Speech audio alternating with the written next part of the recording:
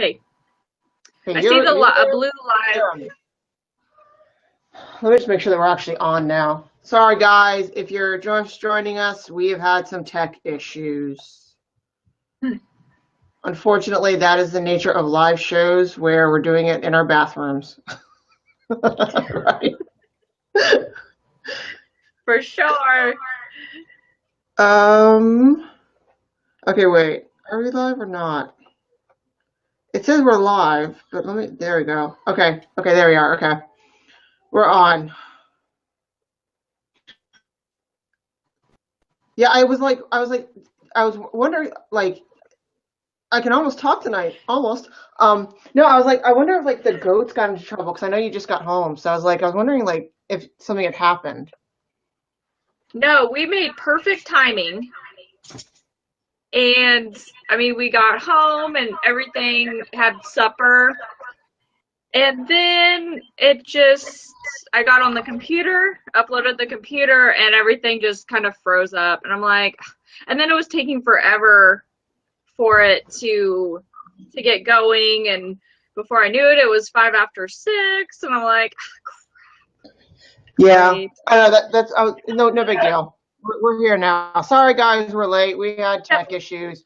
First, Mindy had tech issues, and then she couldn't hear me because I got a new microphone, and then my camera wasn't working. And like I said, that's the nature of live stream shows when you do them in your bathroom. It's just tech issues are just going to happen.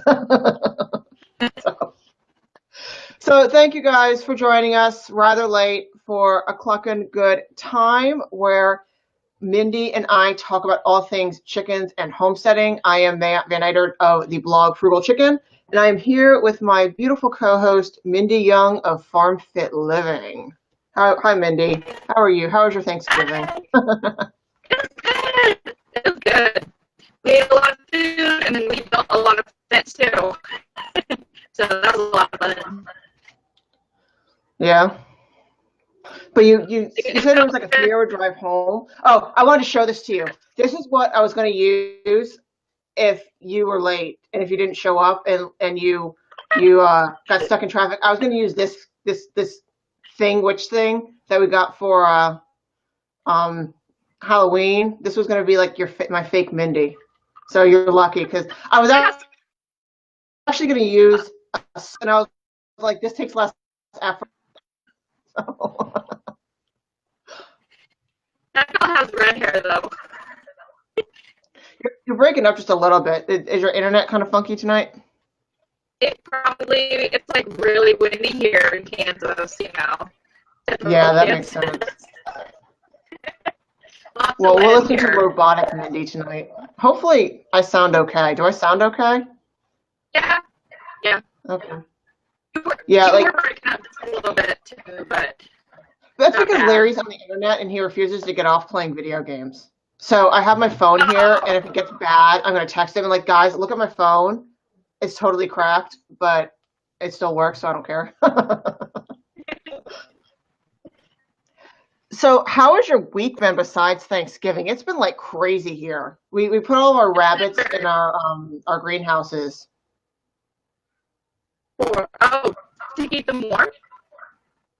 Yeah, we keep them in the greenhouses over winter because it's a better windbreak and it's warmth and all that stuff. But like it's not gonna be like super duper warm this winter because we got these greenhouses for like $60 at Tractor Supply on clearance. And over the past year, like the plastic is all like cracked and everything. So I guess because it's like from sun exposure or something. So what we're doing is we put tarps over all of the rabbit hutches so that it's like extra. But then it's still going to keep them warm because it's not like it's still a structure. Mm-hmm. Sure, gonna be a windbreak and keep the moisture out of them and stuff. That'll be good. Yeah, that's the big thing is keeping the moisture down. And like last winter, it got below. I mean, like it was like 20 degrees outside, but it was like slightly above freezing in there. So I mean, I know it works. Yeah, that's interesting. I never thought about putting anything in a greenhouse, but it would probably work really well. And then it would be pretty warm, during the day with the sun, the winter sun coming in, and Yeah, that's what we noticed, is that it'll be Unless you really, keep your really bunnies warm. more. That's all messed up. So it's still cold in our house. I'm still wearing my hat. But it was kind of cold when we got home too. Yeah, and it was Yeah. stinky too. We caught 2 mice in our house while we were gone. It's gotten below freezing here, kind of like a couple times. Like I've come out in the morning and there's been ice on the water buckets and stuff like that, but it hasn't been terrible. We've started putting blankets on all of our horses though. Yeah, it wasn't too bad here. It was 16 degrees yesterday, and then like 40 degrees today. Yeah, that's what it was like here. Is it supposed to rain at your place tomorrow? It's supposed to rain here like really hard tomorrow. It rained already today. It was raining today while we were out Yeah. building fence. We got soaked, and the wind was cold. It was dreadful, but we got our fence done. So we'll probably get it overnight then, because you're like what, west of us? So we'll probably get it overnight because we're supposed to get drenched overnight, which is good for me because then it means Larry doesn't work. There you go. Childcare. Yeah, I hate being stuck here all the time with him by myself. It's like, his turn for a while. Yeah. Yes. You can focus on, your business and working. Yeah, well, like I don't know about your kids, but my kids like bounce off the walls constantly. Like I can't get them to just sit down and watch TV. It's always like bickering or into something or whatever. And so I'd rather, he deal with it for a while. Did we lose Mindy? Yeah. We might have lost Mindy. No, I'm here. Okay, good. I'm Okay. here. Hello. Hello, I see you, I see you, I see I did you. not go away. Yeah, so I don't know, like this week has been kind of different here. What's it been like at your place aside from Thanksgiving? Super busy. How are the goats? Goats are good. They're still on the pasture foraging. We're gonna have to get them in though this week because we give them we feed them some Aromycin crumbles before they kid, and we do that to prevent bacterial infection, like what I discussed last week. So we need to get that done this week. We also give them a CDT booster for it protects them from enterotoxemia, which is overeating, and tetanus. So it helps protect them. All goats should have their CDT booster every year, so we just do that before they kid. And it protects their babies as well. Yeah, those boosters are really important because we didn't do that our first year, and it was not a good idea. If you're thinking about getting goats, you definitely want to make sure that you get them all the inoculations that they need. It's only to their benefit. But Dahlia had them. Dahlia had them because we bought Dahlia from somebody else. But the first year that we had our bucks, we didn't do it. It was just a stupid idea.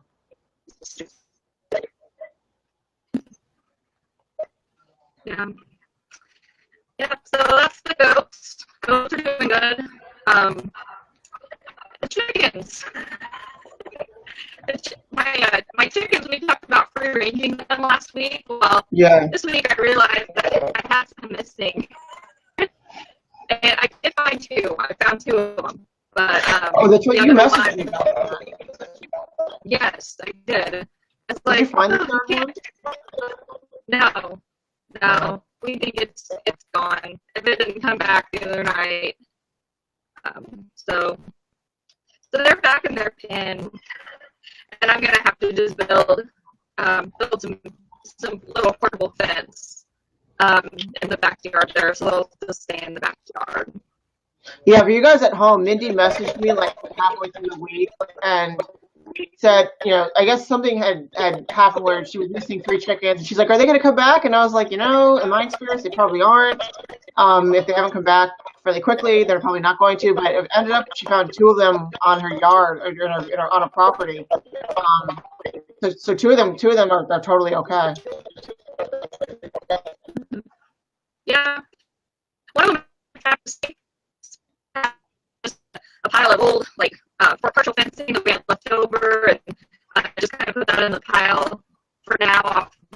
parts of our place, and she was underneath there, safe and sound. So she came out of there, and that's how we saw her. And then she ran back there when we tried to catch her, and we had a heck of a time catching her. She was scared. And the other one ran right to me. She was ready to go back with her friend. She was lost. What breed are they? Really bad connection. Michelle said she has a really bad connection. Could be because of the wind. Can you see and hear me okay? I can't. Okay. I don't know. Let me look at the screen. Hold on. Let me look at my screen here really quick, because Larry might need to get off the internet. Michelle, can you tell which end it is?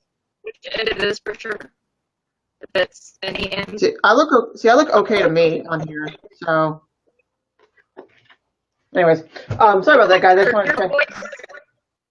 Huh? Sometimes your voice does kind of break up a little bit, but okay. Not all the time. Okay. Yeah, but and I think it's just the nature of the programs we're using that we're going to break up just a little bit. So, but I just want to make sure that you could hear me okay. But yeah, like we started rebuilding some of our coops this week. We're taking just some structures that we had laying around here, and we're rebuilding a lot of our coops so that we have just more space for the ones that we have left. How much room do you allow your chickens? We try to do the 10 square feet per chicken. Less than that, it can work. Oh, we have people talking. Michelle, hold on one second. Michelle says that she can hear me, but not Mindy. All right, thanks, Michelle, for letting us know that. Unfortunately, guys, Mindy, it's very, very windy where she is, so we might end up, not being able to hear everything that she says, but definitely stick around because she always has lots of words of wisdom to share. It's really windy in Kansas where I'm at. It's Kansas. Really windy tonight. Yeah, so we'll just do the best that we can, guys. Sorry about that, but unfortunately, we can't necessarily control, the quality all the time because we're dependent on the weather and the internet service. But thanks, Michelle, for definitely letting us know that. So tonight's topic, I think, let me look at it one more time. I think it's the hardest things about homesteading. Fortunately, guys, I'm not always the most. The hardest part of homesteading. What's the hardest part of homesteading for you, Mindy?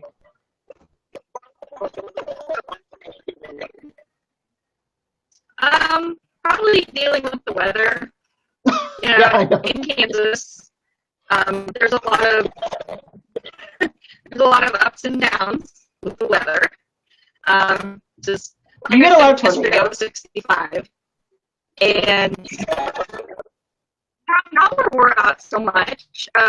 Tornado season is typically May, June. I know in Nebraska, just north of us, they were having a tornado warning today. So typically when the warm air, cold air mix, and with the wind and everything, that's generally when a tornado could pop up. So in our area, we're kind of out of tornado alley, so we don't get a lot of warnings. Typically, where I was today in north central Kansas, there's a lot of tornadoes in that area. And then as it moves east, it kind of goes north of us and kind of misses us a little bit. So another thing that's really hard is death on the homestead. Just animal death is really hard sometimes. So, we try to really care for our animals at all times, the best that we can, but sometimes it's just not enough. I know one in particular in May, I had a doe that kidded, and after she kidded, everything was good, but then she couldn't get up. She couldn't get back up. So I took her to the vet. I I tried to check her and make sure that there was no kid still in her because she only had one, but I couldn't find one. Checked like she was still pushing. I couldn't tell if she cleaned or not. So my first instinct was thinking, oh, this is internal bleeding. So I took her to the vet, cleaned her out and everything, and gave her some medicine, and took her home, and she was dead shortly after. So that was the kid that I ended up skinning. I have the post on my blog. Sorry, that's my 3-year-old. I have a post. Can you be quiet, please? I'm telling them the story. You can't behave right after that.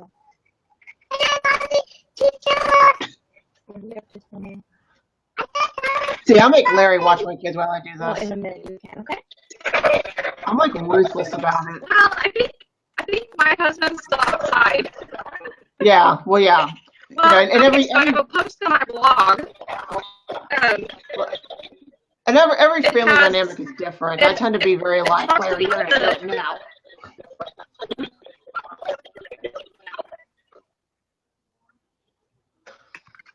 Yeah. I can't hear you. We love having guest stars on the show. Okay. She is. So that baby kid that the mom that had died in May, I ended up having another baby that had died that had been born then, and I ended up skinning that one and putting the skin on this one, and ended up grafting her onto another doe, and I have the post on how I did that, and it only took me 1 day to successfully graft that kid onto a new doe. So that really works. I guess. I've seen that where they spin the one and put it on the other one. I didn't realize, because I don't breed goats, guys. So I don't know that much about it, but I didn't realize that was like actually a thing. Well, my cousin had done it with calves, and she was telling me about it, and she kind of told me how she did it and stuff. So I'm like, oh, one of these days I'm going to try it with goats. And I finally figured out, I finally got that opportunity, because you have to have a dead one and a live one, a live orphan to, to do that situation. And finally I got my chance. And my husband was like, oh, that won't work. That won't work. Well, it did. It worked very well. That's interesting. And That's interesting. I didn't know that. Yeah, I didn't know that was a thing. I mean, I knew it was a thing. I didn't know it would work though. Yeah, grafting any babies onto new moms is pretty tough. Yeah. This thing where you put the skin on, because if you tie them on really well, make sure that you get the tail and behind the ears, and that's where the strongest scent is. So that the mom is always going to be sniffing there, and then you get the belly too, because to tie on underneath, because she'll be sniffing under the belly too, to make sure. So those are the main. So she was sniffing that skin all over, and finally, she just kept sniffing it and sniffing it. Finally, she decided, yeah, I'll take this kid. So it was kind of fun to watch. Yeah. Yeah, we've never actually lost. We've never actually had to do that before. We've had mares want to steal babies from other mares, but in terms of having to graft a new one, a foal onto a mother, we've never actually had to do that. But I know people have done it, and it hasn't been the mare, especially if they're very mothering mares. Like we have one mare that's a very mothering mare. I don't think she would have any problem whatsoever with just having a baby. Suddenly she now has a baby. I don't think that particular mare would have any problem with it. Yeah, we've had those that like to steal other kids too, and yeah. I have have a whole line of does that steal kids. I mean, it's this whole, like, from grandma to, granddaughters, every time they have kids, they, like, every single one of them wants to steal. So we just make sure that we have them in a separate pen when we think that they're, getting close to kidding. And last December I made a mistake. I had one of them in the maternity pen with other does, and I left it to go to town, and I came back, and she had kidded, and then two others had kidded, and she had given birth to two kids, but she had four babies nursing her, and I didn't know which babies belonged to which doe. Yeah. So that was kind of an interesting ordeal. See, that's less of an issue though if you have like two mothers that have kidded, and they steal. That's less of an issue than if you have like a mare that has the baby but hasn't given birth, so it has no milk. Because foals, you can give foals bagged milk, but I would never really personally do it if I could. If I could get a mare, I think that that's taking a chance with foals and with how delicate horses are and their digestive systems when they're born. I wouldn't do it. So if you have two mothers that both have milk, it's less of an issue. But if you have one mother that has milk and one that doesn't, that could be a disaster right there. Yeah, sure. Yeah. See, now for us, the hardest part of homesteading is just managing everything. Like managing all of the workload. That's the hardest part for us. Like the death, the death is hard, but after a certain point, you just sort of become used to it. And it's sad, and you feel for all the animals, but you have coping mechanisms that are better. But the workload is so we've actually downsized a lot of our animals just because the workload with all my businesses was getting to be too much. So we've more like streamlined into specialties. Mm-hmm. Quality over quantity. Yeah, exactly. Yep. Makes sense. Yep. Yeah, we sold a pig this week, a piglet that was running around here, just because it was just too much. And Larry was like, "That's a lot of bacon," and I'm like, we got paid for it, and we don't have to deal with it now. And we still have another piglet left that's a lot of bacon too. So you can go buy bacon with the money. And that's kind of the thing. I might get kind of skinned alive for this one, but having raised pigs, I kind of have an appreciation for how you can get pigs at the grocery store or get pork at the grocery store that doesn't necessarily have worms in it. Pigs, you can keep your pigs wormed, but it's not as easy to keep them parasite free just because of the fact that they dig in the ground all the time, and I don't know. So we don't buy our bacon at the grocery store, but I kind of have an appreciation for it. Maybe not what you guys wanted to hear, but there's a reality to it, which is that you do have to take certain precautions when you're raising your own food because trichinosis is a real thing if you don't care for them properly.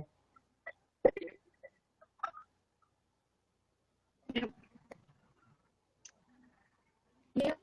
So, at what age do you butcher your pigs, Mindy? Well, let's see.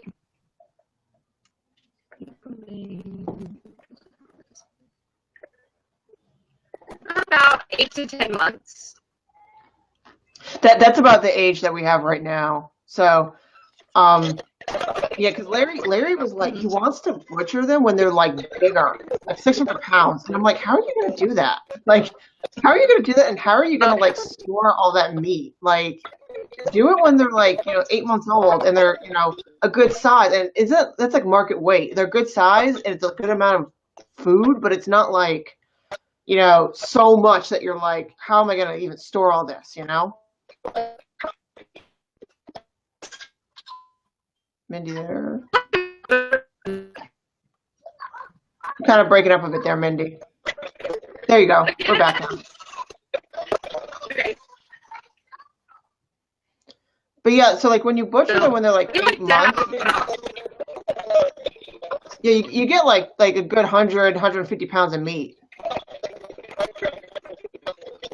hmm Yes, that's a lot.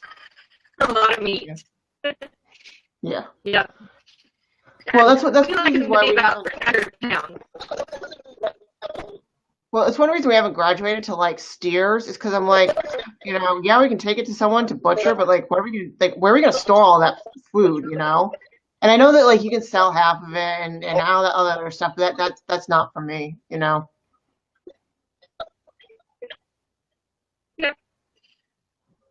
yeah, you can do that. It's easier if you're gonna do that to take it to somebody and just have them do it for you. Yeah. Typically, Well, if you're gonna you split know, it up. having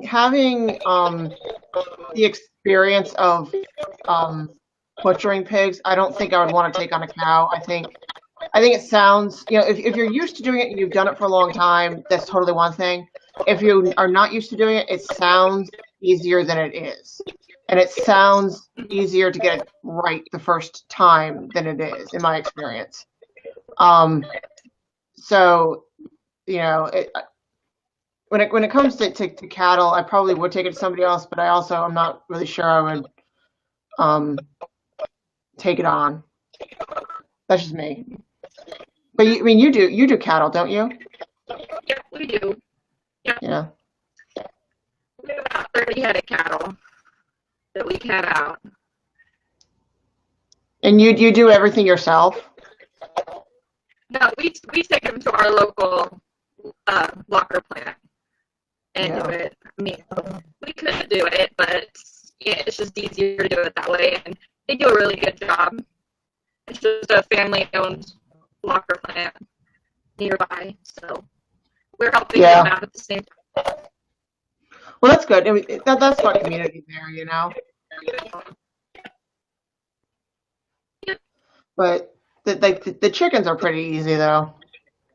But the Yeah, we larger butcher a animals, chicken. you know. Mhm. Yeah. So yeah. Well, let's talk about keeping chickens in winter. How are you preparing your coop for winter? Well, I need to clean it. So I still need to. So that's on the to-do list for this week. Um, some of my pullets are pooping in the boxes. They haven't started laying yet. So I need to clean all of that out. And just kind of maybe sanitize it because they're going to be laying pretty soon. I think they're old enough to. I might even get a light in there this week too. Maybe. I'm not sure. Um, and then our coop is pretty warm in the winter. It's just the same coop we've always used. It has a door on both ends. The doors that swing open to the boxes, and then it has a door on the other side that you swing down, and then they can walk in and out of there. We typically just keep it open. Um, so it's really the rest of it keeps it pretty warm in the winter. Our big thing here is What about freezing you? rain. Like freezing rain is a killer around here. So we prepare our coops, more for that. We didn't do it as well last winter as I wanted to. So because we got a couple new coops, and we didn't realize that certain things were going to be an issue, that became issues. So we're sort of like scrambling in the middle of winter to kind of fix that while it was freezing rain. So this year we're going to try and be better prepared for that. So like we're not like we're going to put better ways to shut off sides of it. Um, like some parts of our coops are open because we don't get really cold weather, so it's ventilation is more important here than necessarily having it be totally enclosed. Because we don't really get below freezing that often, and we don't really get that cold. But the freezing rain is an issue. So this winter we're just making sure that it's more enclosed, or that there's more the ability to enclose everything if it is going to rain. Because a lot of the time last winter we were running around like just putting tarps over runs and everything. We had one run that had the turkey in it, and the turkey like would never go inside the coop when it was freezing rain. He would just stand outside and shiver. So what we did is his run. We literally would completely just enclose the whole thing with a tarp, so it was totally dry in there, but dark or whatever. But I mean, he was at least totally dry. So we want to try to avoid having to scramble like that this winter.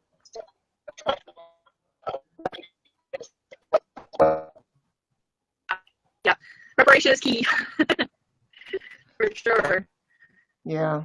So So we're building a new coop where I can put half of my chickens in it, and then we figure that Tinkerbell, my potbelly pig, she might be pregnant.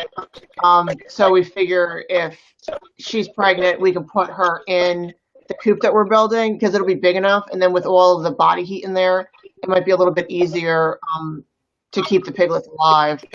So otherwise, we're gonna try and put her in the goat pen. Um, which will be warm enough. It's a total structure, but I think it's going to be harder to get her in there and keep her in there, as opposed to like a chicken coop would be easier. And then the chicken coop, just so you guys know, the chicken coop is actually it's a large structure, and it's basically it's on the ground. So getting Tinkerbell in there and then getting the whole thing covered is not as difficult as it sounds. So, but I'm crossing my fingers that she isn't pregnant because I don't want to deal with that. you have like an ultrasound. Sorry, I couldn't make it out, Mindy. And you can get like these ultrasound things that like Yeah, you know what? I yeah. asked about that. I actually asked about buying an ultrasound machine because we breed horses. Um, and I was told basically, don't bother. Let's say Tinkerbell is pregnant. What am I going to do about it? I'm not going to take her in to, abort 25 piglets. I'm not going to do it. So we're just going to, deal with the situation, and make the best of it. So it's less of a need to confirm and more of a just having the plans in place in case she is.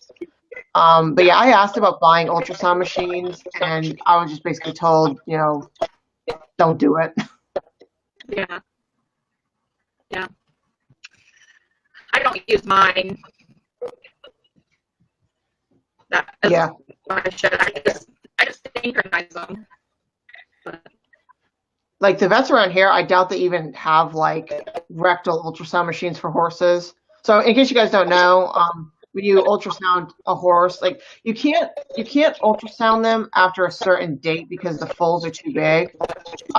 But when you're just trying to confirm a pregnancy at like 60 days and 90 days, you go in rectally. It's kind of gross.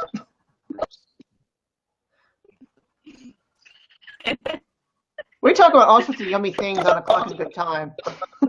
This is where you guys are going to learn the nitty gritty about animals and birthing animals and getting animals pregnant and all that sort of thing. This is where you're going to learn about animals because that's what we do.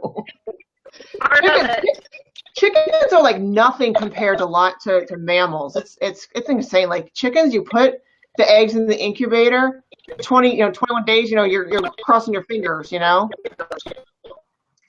you ever AI'd a chicken before? Say that one more time. Have you ever artificially inseminated a chicken? No, I don't think I. No, I don't. I've never had to.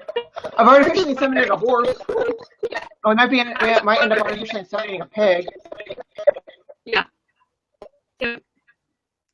Have you artificially inseminated a chicken? No, but I know people who have. Really? I guess if you have like prized show chickens, that makes sense. Yeah, they were show chicken people. Yeah. That's not me. And they said it's really technical. Have you seen that the ads for that show? There's some like TV show about I guess the TV show is called Chicken People, and it's about people who show chickens. Like nothing against people who show chickens. Like that's totally like, totally cool. But I guess that show makes people who show chickens out to be kind of weird. I haven't seen the show. What, you know what channel it's on? No, I'll have to. I've only just seen it like in passing. Yeah. I'll have to check that out. Yeah, like hat's all askew. I get totally confused with this camera because everything's backwards.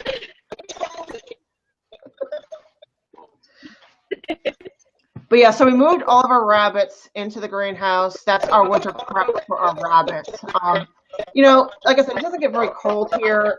They'll probably be okay if they're not in the greenhouse. It just makes me feel better. And, we definitely this time are having, well, I shouldn't say definitely.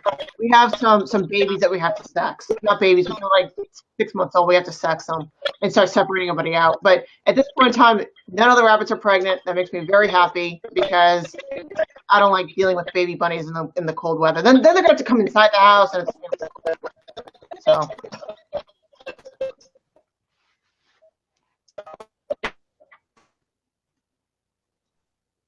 In general, just in winter, I don't know, rather not.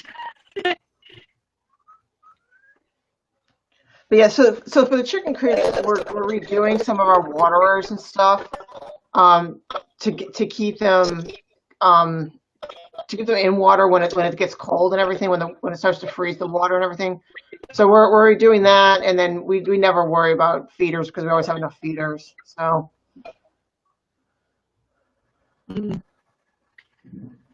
have about the same amount of chickens that we've always had, so we've got all the feeders and everything already, the waters, and just gotta keep them full.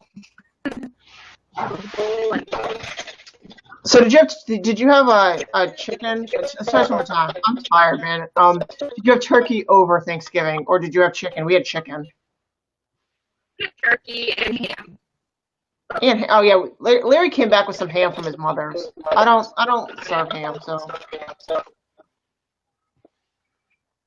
Yeah, I have like 3 hams in my freezer that I need to bake before we get our new pig in January. Because they're big, they're huge hams, and I really need to get them baked. Have you ever thought about doing something like charcuterie, like making and stuff like that with your hams? No, I have not. Yeah. Think about it because it's pretty easy. We've done it like a couple times because I kind of like dabbled in it. I'm not like an expert in it. We've kind of like dabbled in it, but it's pretty easy. But I probably wouldn't start out with something like with like a big thing of ham. I might start with something smaller, like curing bacon or something. Yeah. Yeah. Or have you ever thought about cold smoking? Usually what I do is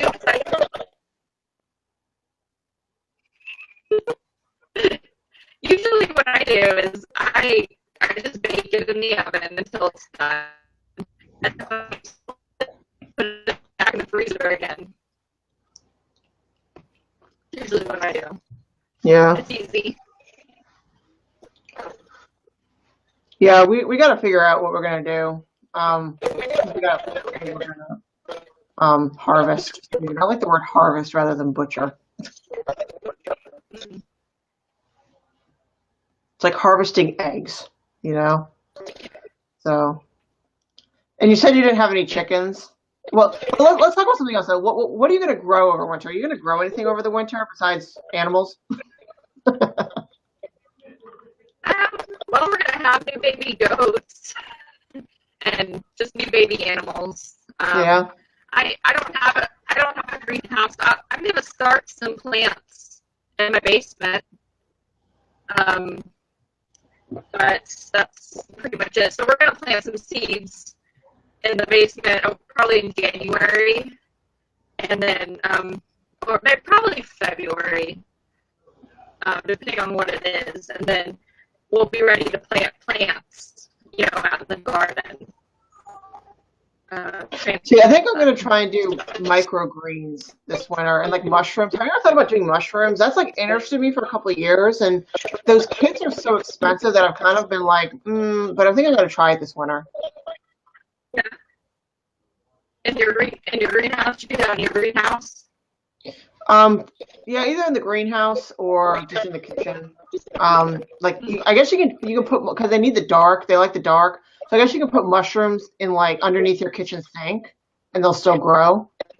I don't know if anybody watching has ever done mushrooms. I'd be curious to know what your experience was. I would do like porcini or portobello.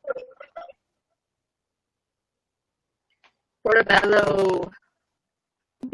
We're like food snobs in our house. That's actually what started this whole like homesteading thing was that we can't get like high quality food around here. It's kind of like even when you go to the grocery store, the produce is kind of like iffy, or like avocados are like $2 each. Like who's gonna pay $2 for an avocado? So that's kind of what started this whole homesteading thing. So we're definitely looking at the more gourmet end of mushrooms. That should be fun. I can't wait to have that You broke up a bit. fun. In the spring.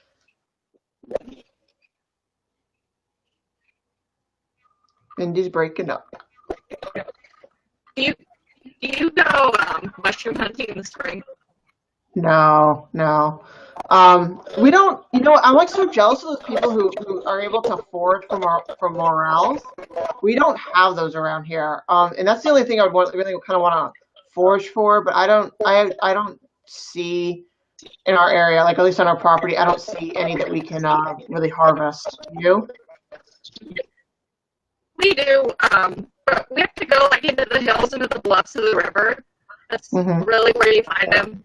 We found some on our property before, but it's been a few years, and um, I didn't really look this year much. But typically, they say they don't grow in the same place again. You have to find them somewhere else. So I don't know if we'll ever find any more on our place again. I probably would just try and grow them. I took it as a very solve the problem-ish, goal-oriented kind of person. So going and foraging and having to hunt for them is less interesting to me than going out and just growing them myself. Because like Yeah. I've been on those sites that you can buy like volume, um, like not mushroom seeds, obviously because they don't come from seeds, but you can buy like volume mushroom starter stuff. So you can buy 100 plugs that'll give you a shiitake, that sort of thing. So it seems like it's less time intensive to just grow it yourself, or like more sure. Let's put it that way. Very interesting. Yeah. All right, well, we're in the last 5 minutes of our show today, guys. Sorry we were late, but we're also going to end it soon because we're all kind of breaking up here a little bit. So what are your goals for the week? What are you going to work on your farm this week? I'm gonna work on that apron. Oh, yeah. I'm gonna make an apron out of a feed sack. That should be Yeah, that's interesting. going to be really exciting. Yeah, Mindy's going to be featured in an article on Frugal Chicken about how to make a egg apron out of feed sacks. So you guys definitely want to stick around for that. That's going to be really cool. I don't know what I'm going to work on. I got to think about it. Well, we gotta do our coop, and then we got to put Tinkerbell like we got to build them like a house where they can stay warm all winter. So that's probably what we're going to do. Miss Piggy and Tinkerbell are like totally destructive, and every winter we have to build them like a new place to live. So funny. Those pig snouts. They make a lot of mess, don't they? But yeah. Yep, the coop is on my list, and is the goats. The goats need to be put into their maternity pens. They're all ready to go. They just need to be put in there. Sounds good. So, All right, guys, we're gonna go. We're gonna end this one a little bit early tonight, but thanks for hanging out. Please do go ahead and I guess I'm gonna point up, but there's a link here where you can join our Facebook group. It's for our Cluckin Good Time Facebook group. Mandy and I will be in there. We'll be hanging out in there. We'll have all sorts of articles for you guys to read, all sorts of cool stuff we're going to share. And then you guys can go ahead and ask us your questions directly during the week in that group. So the link is above. It's thefrugalchicken.com/ACGT, which stands for A Cluckin Good Time. So anyways, guys, thanks for joining us. And we will be on next week at Sunday at 7 p.m. Eastern. I always have to remember what time zone we're in. So bye, guys. Thank you for watching. Bye. We'll see you later, Mindy. Bye. Thanks.